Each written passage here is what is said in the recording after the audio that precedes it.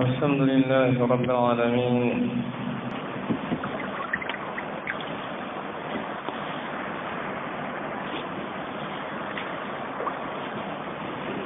والعاقبة للمتقين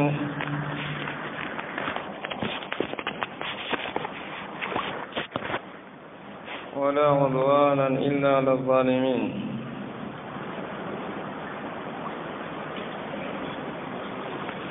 وأشهد أن لا إله إلا الله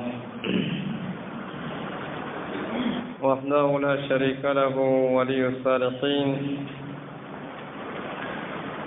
وأشهد أن محمدا عبده ورسوله صلى الله عليه وعلى آله وأصحابه وسلم أجمعين. Kenda darasa yetu ya fiqh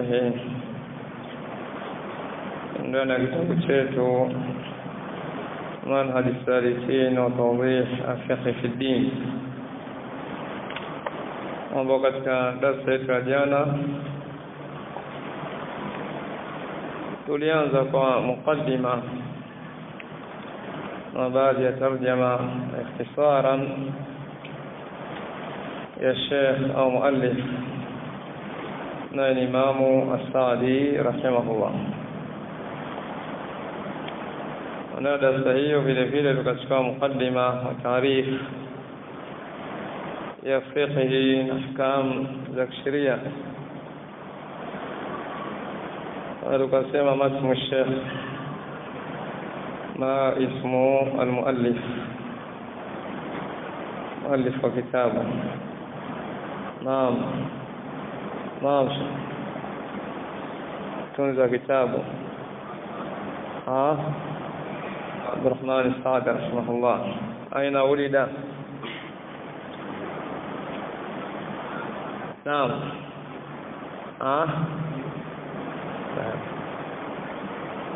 نعم أخي، أين ولد الشيخ؟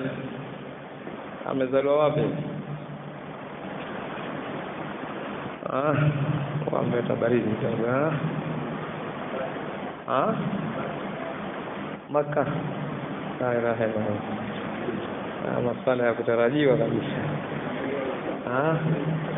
Unaiza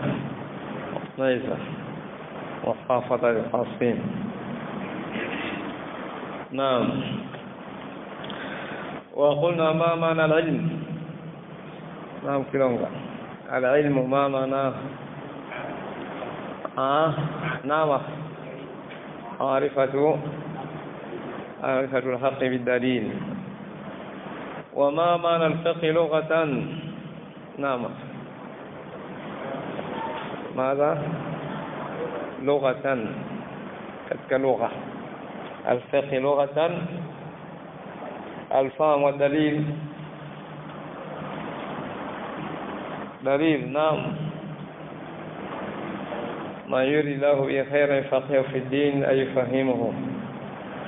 واصطلاحا نعم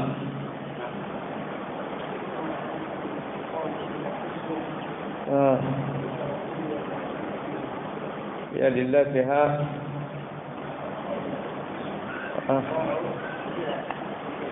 لأدلة من الكتاب والسنة وماذا والقياس الصحيح.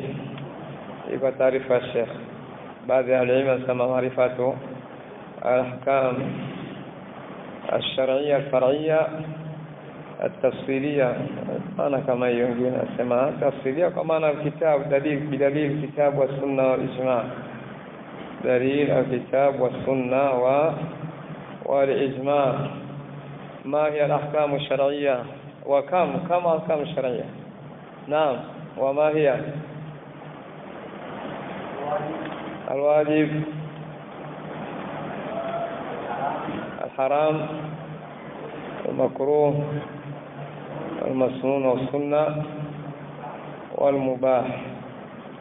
الواجب والحرام والمكروه والمسنون أو المندوب وماذا والمباح.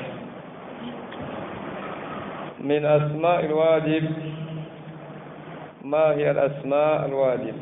الواجب له أسماء. الواجب له أسماء. ما هي؟ تسمى واجب. واجب ونعملنا mengine katika wajib na فرض وكذلك حتمنا لازم. حتمنا لازم. نعم. وما معنى الواجب؟ معنى الواجب hamna kwenye kitabu.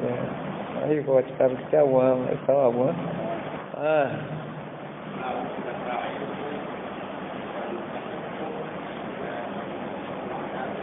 ويثاب ما يثاب فاعله امتثالا.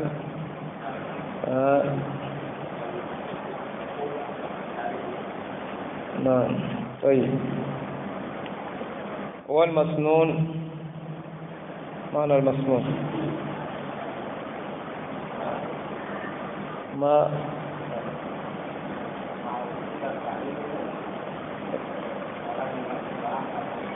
ولا يقع تعريفه. يقع تعريف الشيخ رحمه الله. والمسنون أيضا يسمى السنة وكذلك يسمى مندوب وكذلك مستحب وماذا تطوع. أيضا katika majina nini? Mustahab. Naam. Endelee mfano mukhtasar inshallah. قال رحمه الله كتاب الطهارة. أسمى رحمة الله عليه كتاب الطهارة بمعنى هذا كتاب يتحدث عن طهارة. Hii ni kitabu ambacho kitakuwa kinazungumzia tahara. Ni kitabu ambacho kinazungumzia tahara. Na kitabu asli ya kalima kitab kwa maana adhammu wal jam'u. Adhammu wal jam'u. Kitabu ni kitu ambacho kimeunganishwa kikusanya pamoja. Hii ni kitabu. Na katika upande wa istilah ya taarifa ya kitabu, baadhi ya ahlul wanasema ma khutwa fi al-qirtas, ma khutwa fi al-qirtas liiblaghi al-ghayr, ni kile ambacho kimeandikwa katika kartas kwa lengo la kumfikishia mwingine wa hifadhi anin nisyan, na kimewekwa vile vile kwenye kartas ili kihifadhiwe kisije kasaulika.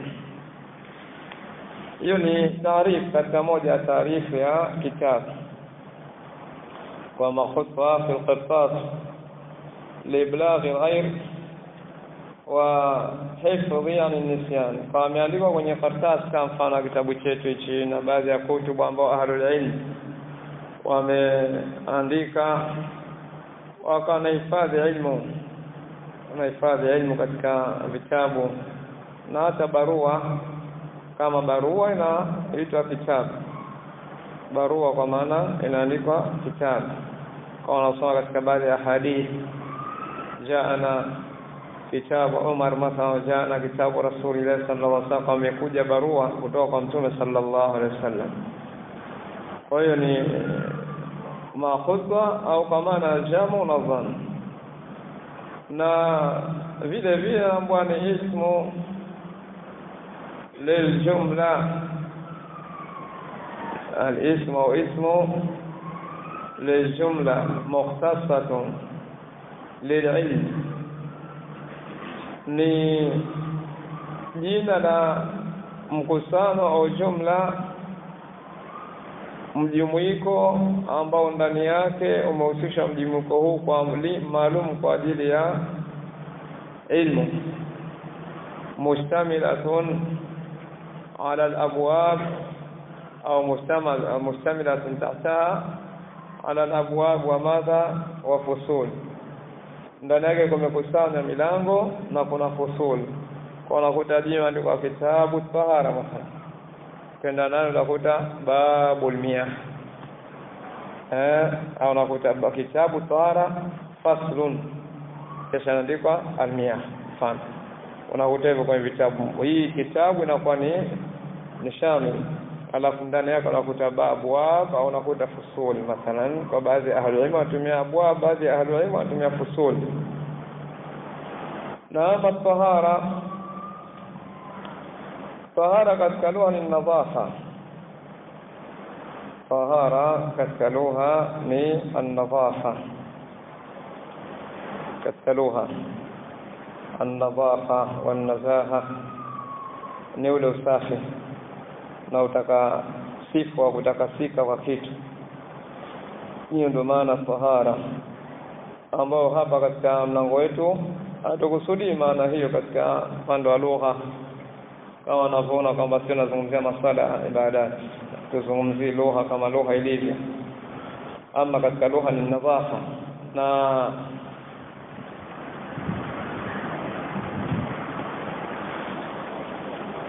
vile vile kama utasema nadhafa katika lugha, kuna nadhafa alhisia au taharatu alhisia na taharatu almaanawiyya. Tahara hisia na tahara maanawiyya. Tahara hisia ni ile tahara ambayo inasiwa liko na janaba au gea alikuwa anauzwa udhu labda au kwa katika hali ya usafi, hii ni hisia. Na tahara maanawiyya ni ile kimaana ambao kana kuelezea hadithi katika masala aqida, labda itikadi iliyokuwa chafu na kwa najis, matendo machafu ni najis, hii inakuwa ni kwa upande wa maana. Na Allah subhanahu wa ta'ala ameleta katika Qur'an tahara, faman kana minkum au waman kana, katika sura al-Maida, sura an-Nisa vile vile Allah subhanahu wa ta'ala, wa in kuntum junuban, anasema in kuntum junuban fatahharu, wa in kuntum junuban fatahharu. Kwa maana tahara madha, tahara hisia, sababu unaoga kutokana janaba.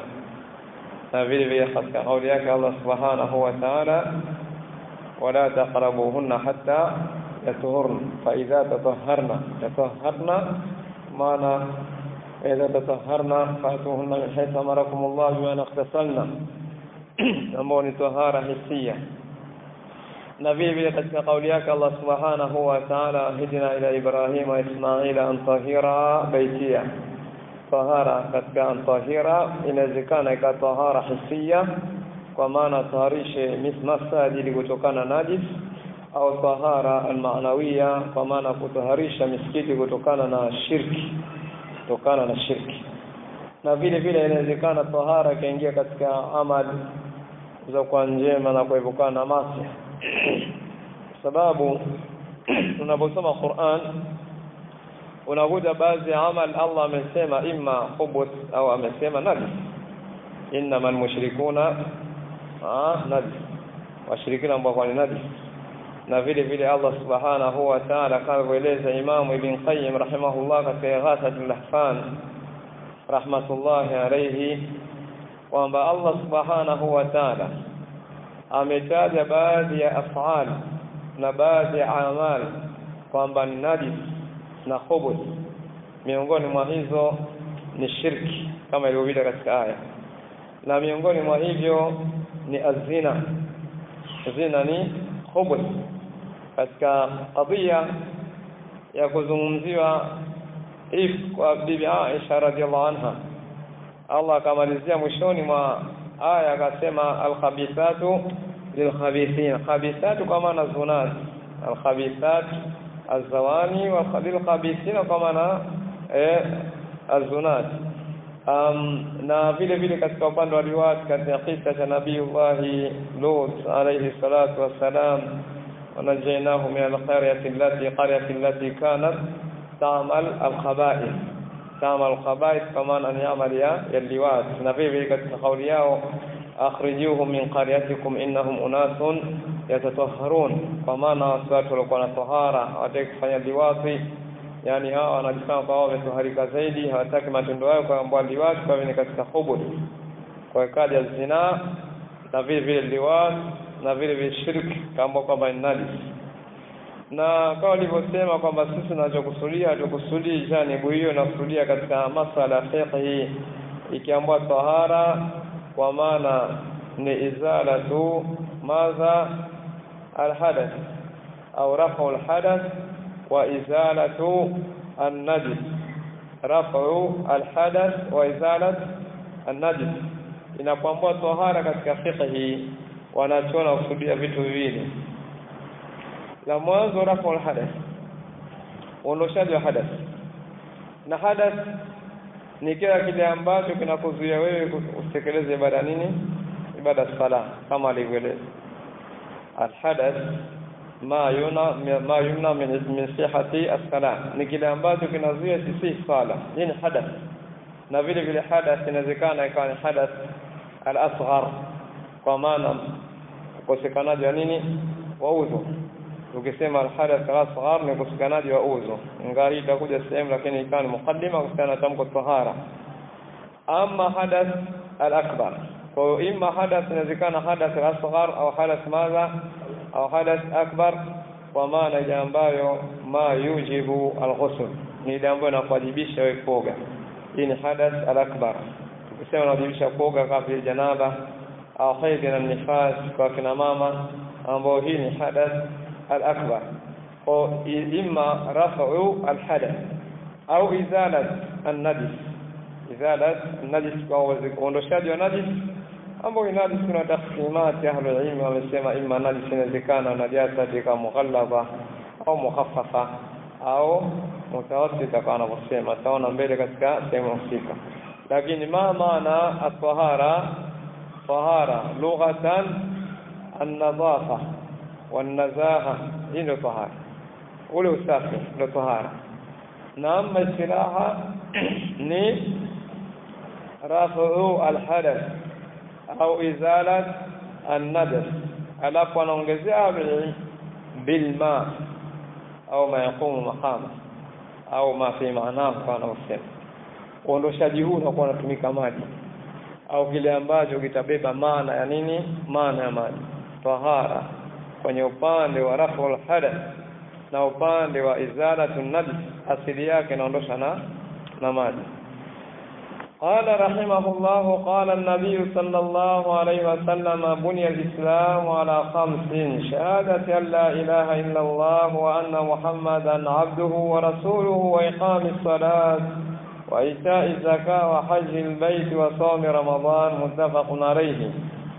kama ule utangulizi na kusudia si kama ibara na kusudia hasa, lakini hapa sasa kama ni utangulizi wa kuwazindua Uislamu, muhimu wa ibada sala, kwa sababu imetajwa kwa ni nguzo ya Uislamu. Kwa kusudio ni kukumbusha tu kwamba hapa nazungumzia mambo ya sala, ni nguzo na kukumbusha mwadili. Amesema Mtume sallallahu alaihi wasallam, bunya al-islam ala 5, Uislamu umejengwa juu ya nguzo 5, juu ya vitu vitano, kwa maana nguzo 5. Shahada la ilaha illa Allah, kwanza shahada la ilaha illa Allah, wa anna Muhammadan abduhu wa rasuluhu, na Muhammad ni mjumbe wake na vile ni mja wake. Wa iqami sala, na kusimamisha sala.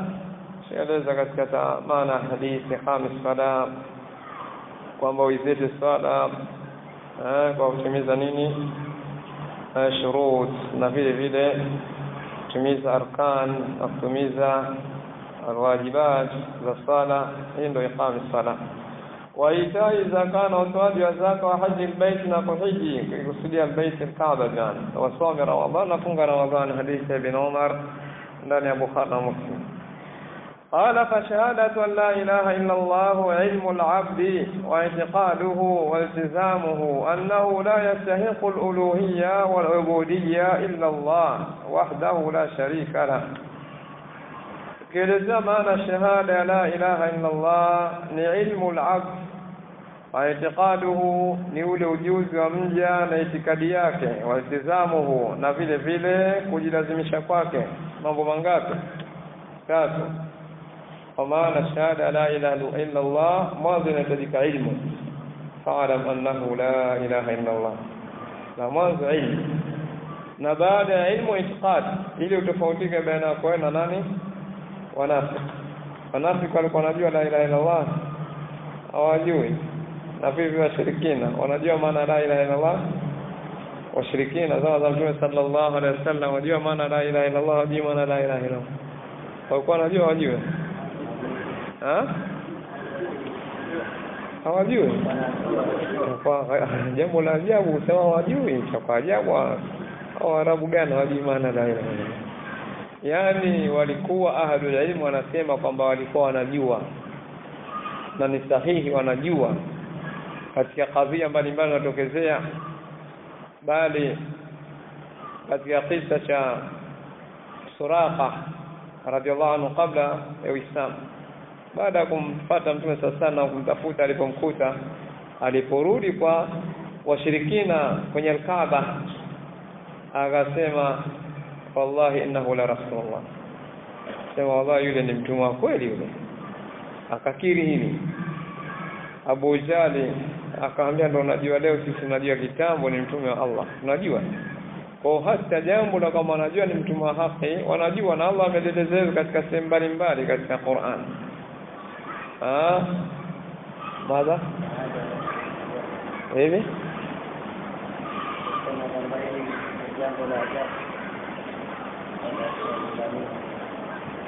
inna hadha la shay'un ajabu. Naam, walikuwa kilinganiwa la ilaha illa Allah wanasema kwa jambo la ajabu, ma samina bihadha fi millati al-akhir, nasema katika aqida na ma ja'ala al-alihata ilahan wahidan inna hadha la shay'un ajabu. Wamestadili vile vile ya ahlul ilm kwamba hao wanajua, lakini walikuwa wanafanya upinzani kwa Mtume sallallahu alaihi wasallam. Kwa maana hii inatakiwa katika shahada la ilaha illa Allah ilmu alafu itikadi ndani ya moyo, kama ilivyo katika Uislamu ambao wanafiki walikuwa wana nini, hawana itikadi katika moyo, wanatamka la ilaha illa Allah. Na vile vile iltizam, kulazimiana kwa kutekeleza yale ambayo yameashiriwa na kalima la ilaha illa Allah, kutekeleza yale ambayo yanabeba kalima hiyo. Wajizamu annahu la yastahiqu al-uluhiyya, na kulazimiana kwake mja kwamba hakuna anastahili al-uluhiyya wala ubudiyya. Uluhiyya ubudiyya kwa sababu tamko ile uluhiyya kutokana ilaha, na ilaha ameshukuriwa na maaluhu. Maaluhu maana yake al-ma'bud, al-maaluhu maana yake ni al-ma'bud al-mustahiqu lil-ibada. Kwa zote uluhiyya ubudiyya zote ni mutaradifat na fanana katika maana. Illa Allah, kuna nastahili kuabudiwa kwa haki kwa Allah wahdahu la sharika la, mpweke hana mshirika. Fayujibu dhalika ala al-abdi, yujibu wa maana inawajibisha hiyo shahada kutamka la ilaha illa Allah, inawajibisha kwa mja ikhlasa jamii din, kuitakasa dini yote lillahi, kwa ajili ya Allah. Dini yako yote, amali zako zote unazifanya ziambazo na hizi ni kwa ajili ya dini, iwe kwa ikhlas. Na dini ya ikhlas ndio ambayo anaitaka Allah, na dini ya ikhlas ndio ambayo ameamrisha Allah subhanahu wa ta'ala, wama umiru illa liya'budu Allah mukhlisina lahu ad-din, wa qala subhana fa'budillaha mukhlisa lahu ad-din. Anaomba Mtume sallallahu alaihi wasallam muabudie Allah lakini mukhlisan lahu ad-din, mtakasie dini, uwe na ikhlas. Na vile vile Allah amesema dini anayotaka dini ya ikhlas, ala lillahi ad-din al-khalis. Fahamu kwamba dini iliyokuwa safi ndio ya Allah subhanahu, kwa lazima kuwe kuna ikhlas katika jamii dini. Wa an takuna ibadatu adh-dhahira wal batina kulluha lillahi wahdahu, na zio ibada zake mja za dhahir, sio ibada dhahir ambazo nashuhudiwa, mfano as-sala, mfano al-hajj mathalan.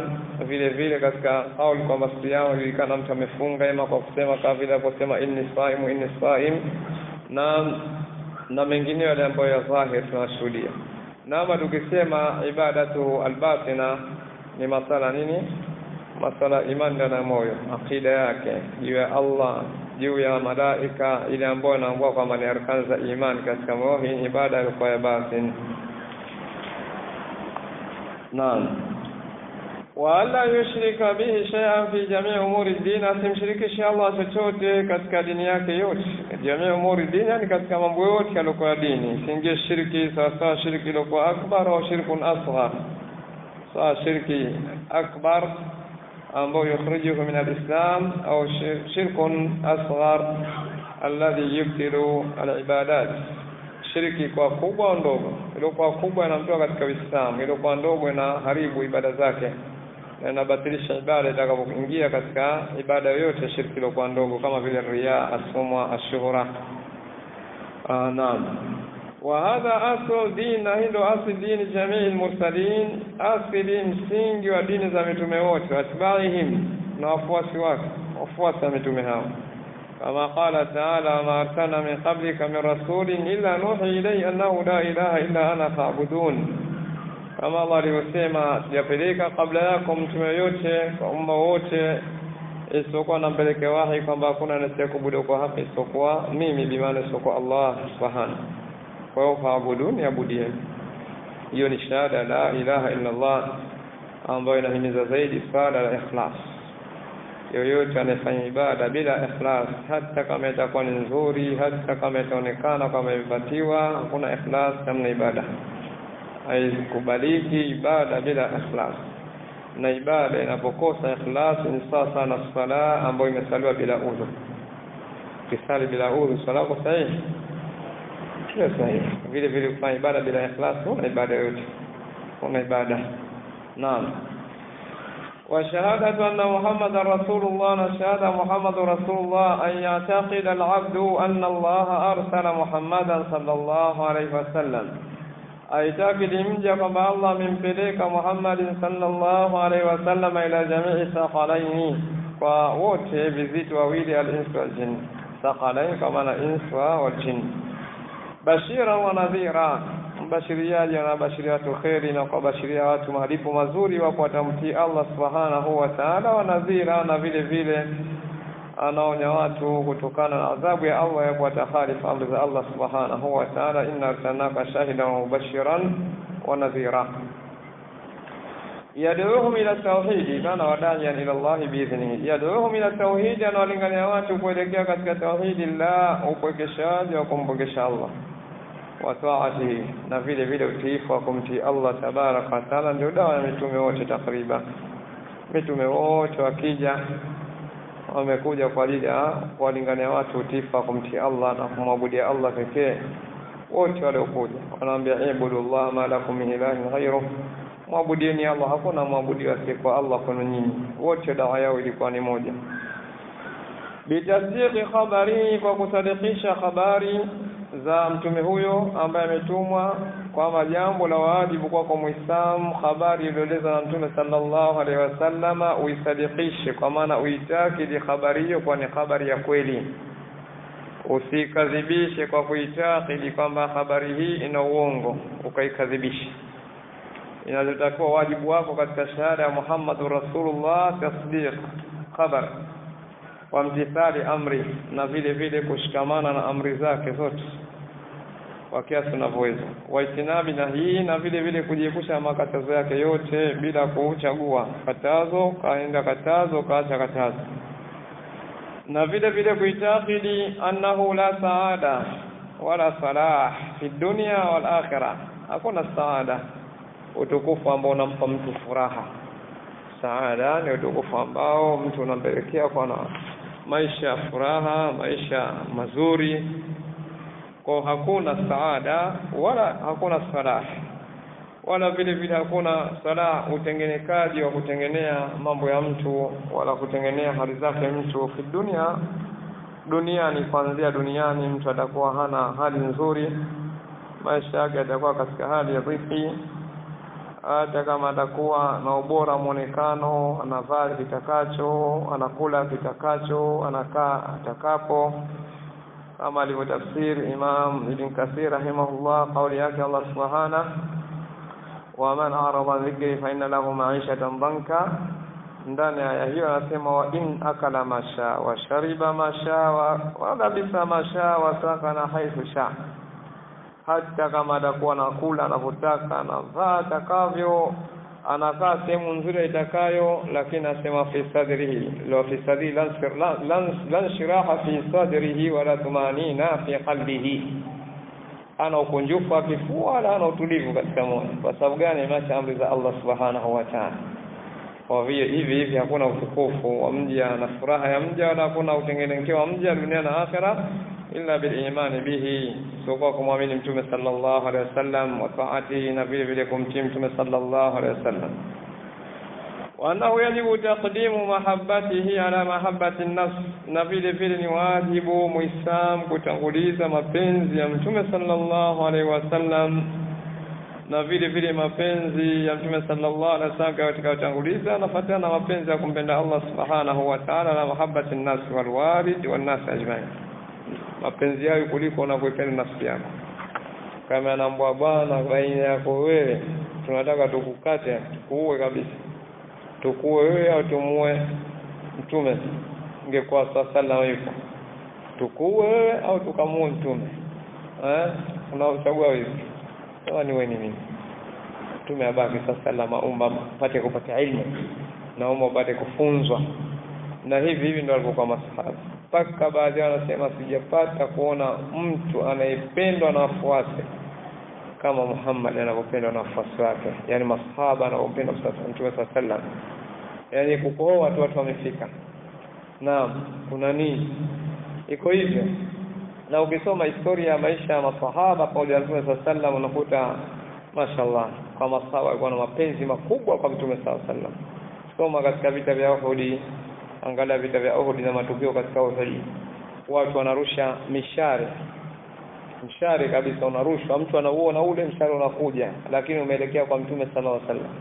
Hana ngao ya kusema uzuie, anakwenda anaweka mwili wake, mwili yani sio kwamba labda atafute kitu, yani mwili anakwenda. Mtume kwa hapa, anakuja mtu anamkumbatia Mtume sallallahu alaihi wasallam, mshare unampiga yeye, mshare unadondoka katika mwili yake. Kwa hiyo kwa hivyo wameeleza hivyo katika vita vya Uhud, masahaba walikuwa na kinga mishare kwa mili yao, kwamba mtume kama kubaki abaki, kama kufa afe wao. Mapenzi ya dhati, mapenzi ya dhati ambao leo hii sisi tumeambiwa tu kwamba mtume kasema kadha, fanya hili mtume hataki, wacha huko tayari. Au ungeambiwa bwana hebu kinga mshare unakuja, muhifadhi mtume wako asijakauliwa, ungekubali kweli? Ungekubali bila shaka, la wa alfu la kwamba watu wasingekubali. Kama mafundisho ni kauli, mafundisho ni fi'il, fanya, umesikia kasema la, kasema ndio hilo, huko tayari kweli. Ndio na mapenzi na Mtume sallallahu alaihi wasallam. Wewe mapenzi yale mapenzi baki mapenzi, na kupenda mtume na kupenda ya Rasulullah, sijui, na hii ni maneno tu, lakini ile uzazi vipi unatekeleza amri za Mtume sallallahu alaihi wasallam. Wanasema muallif hii utiifa kumtii Mtume sallallahu alaihi wasallam vile vile nabatana nini na mapenzi ya sisi kutanguliza mapenzi ya Mtume sallallahu alaihi wasallam kuliko mapenzi ya nafsi zetu. Kuna mambo nafsi inapenda, kuna mambo nafsi inataka, lakini Mtume kakataza. Unafanyaje kuonyesha kwamba unampenda na nini? Unaacha wala ujali. Hata kama mtu anasema kasema tekeleza, mtu hata kama anasema unaangalia kwamba hili umefanya kwa ajili ya kumpenda Mtume sallallahu alaihi wasallam. Hivi ndio unavyotakiwa Uislamu. Qul in kuntum tuhibbuna Allah fattabi'uni, kama mnampenda Allah nifuateni. Na Allah akasema katika surati Tauba, ametaja mapenzi ya vitu na mapenzi ya watu, jumla ametaja mambo 8 katika surati Tauba ambao tunayapenda wote. Hakuna mtu anasema sipendi. Ndani ya surati Tauba mambo 8 yanatoshuhudia mengine. Qul in kana aba'ukum wa abna'ukum wa ikhwanukum wa azwajukum wa ashiratukum wa amwalun iqtaraftumuha wa tijaratun takhshawna kasadaha wa masakin. Au na mtu apende baba yako, mama yako, wazazi, sio watoto wako, upende mtoto wako, unapenda ndugu zako, familia, mkeo, jamaa zako, imetajwa hivyo, sawa. Na vile vile biashara, pendi biashara, unapenda, unakosa usingizi kwa kufikiria biashara wengine. Na vile vile mali mnazozichuma, Allah amesema, makazi yenu mnokaa. Hivi ni vitu ambavyo kila mtu pengine wengi ndo tunapenda. Hakuna mtu alokuwa apenda hata makazi, napenda unapanda bustani huko, unaona hapa hewa imeleta si vumbi utasafisha, unapenda mashallah. Lakini Allah subhanahu wa ta'ala katika kuvitaja hivi, sawa, anasema hivi vitu hivi kama itakuwa ahabba ilaikum, sawa, hivi ndio vinapendeza zaidi kwenu, min Allah wa rasuli, kuliko mapenzi ya kumpenda Allah na mtume wake sallallahu alaihi wasallam, basi kama ndio hivyo fatarabas wa jihad fi sabili fatarabas, na kupigana dini ya Allah, na shinda kupigana dini ya Allah kwa ajili ya mapenzi ya vitu, basi subirini, ambao ni tamko ya tahdidi. Allah hapo anatukhofisha tusubiri adhabu bwana. Huko tayari kupigania dini, huko tayari kumstiri mtume kuienzi sunna ya mtume sallallahu alaihi wasallam, huko tayari kushikamana na dini ya Allah. Allah anakuambia subiri, utaona habari yake ikoje baadaye.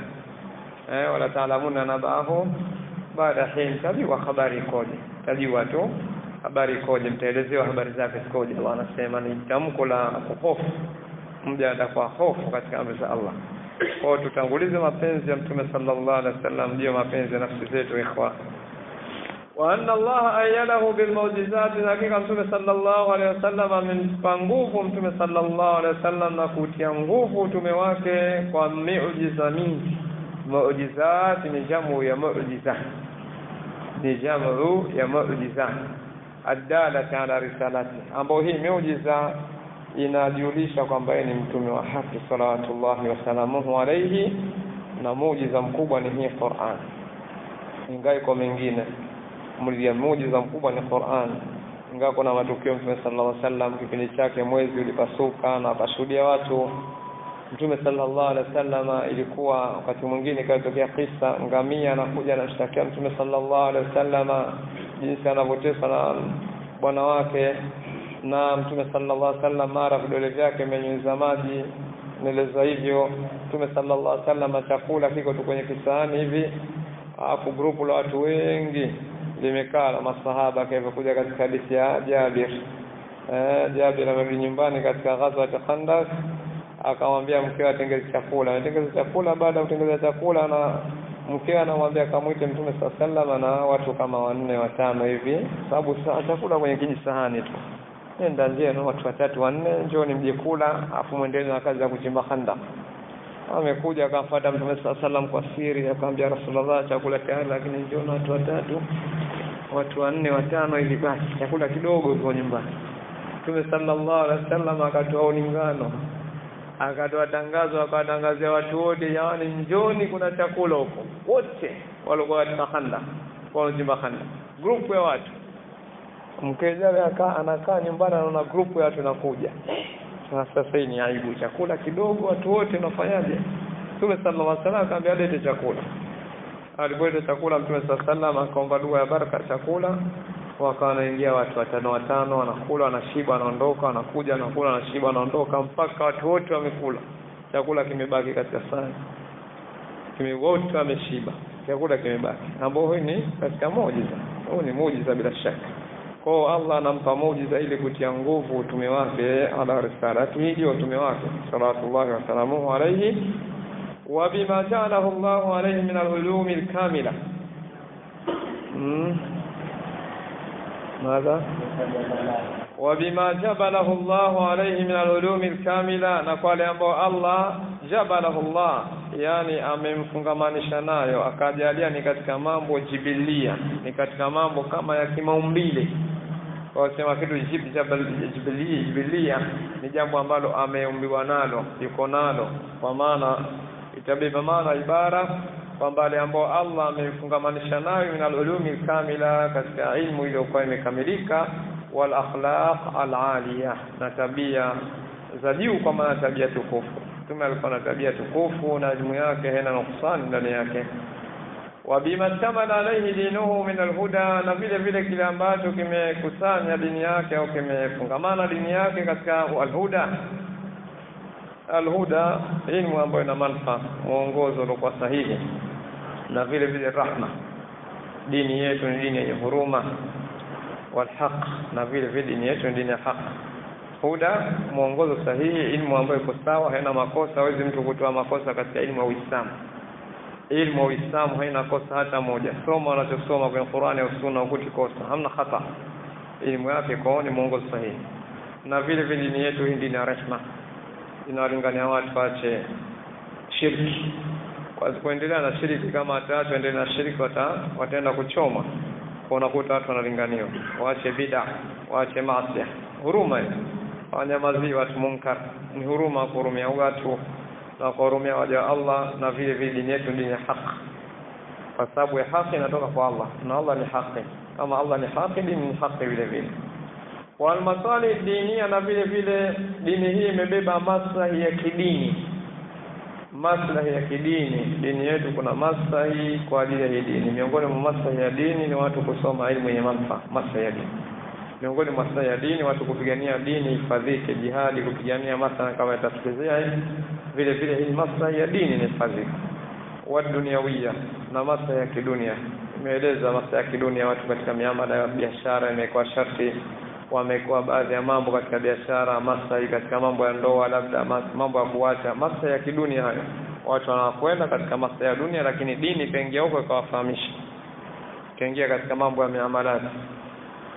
Wa ayatul kubra, hadha alquran, muujiza wake mkubwa, alama yake kubwa kwamba ni mtume wa haki. Hadha alquran azim, hii Qur'an iliyokuwa tukufu, ambapo Allah amesema qul la in istama'atil jinn wal insi madha al ins wal jinn ala an ya'tu bimithli hadha alquran la ya'tuna bimithlihi walau kana ba'dhuhum li ba'dhin dhahira. Anasema Allah, waambie wakusanyike, hata kama atakusanyika wanadamu, wakusanyika majini kwa pamoja wote, halafu wao kwa wao wasaidizane, huyu asaidie kwa ibara sawa, asaidie kwa huko, yani wajaribu kuleta kitu mfano wa Qur'ani. Allah anasema hawezi, hata kama atasaidizana hawezi kuleta kitu mfano wa Qur'an. Na mpaka leo imebaki, hakuna mtu anaweza kuleta kitu ibara kama zile za Qur'an. Wale ujitahidi kuleta, ameleta kimbada, ni aibu kwa wao. Naam, bima fihi min alhaqi, kwa wale ambao yamo ndani yake katika haki, yani muujiza hume beba haki, yani Qur'ani kuna haki tupu ndani yake. Fil ikhbar, fil akhbar, katika habari zilizokuwa zimezungumza za waliotangulia, au habari za mambo yajayo, zungumza manabii waliotangulia kabla yetu, na vile vile wakazungumzia wale ambao yalikuwa za Mtume sallallahu alaihi wasallam, na kuzungumzia mambo yatakuja baadaye, kuzungumzia mambo ya kiyama, zote ni haki. Wala amr wanahi, na vile vile maamrisho na makatazo. Wallahu a'lam, ambao ni mukaddima. Kwa Qur'ani imebeba akhbar kwa maana qisas, ikabeba amri na nahi na masala ahkam, amri ya kuamrisha ibada na ya kukataza maasiya, na vile vile ndani yake kuna ahkam ndani ya Qur'an. Kwa hiyo ni muujiza Mtume sallallahu alaihi wasallam. Huo ni mukaddima wa mwanzo katika kitabu tahara, na tutaondokea faslu al-miyah baada ya kuja babu al-aniya. Alhamdulillah, yote kwa darasa kesho insha Allah.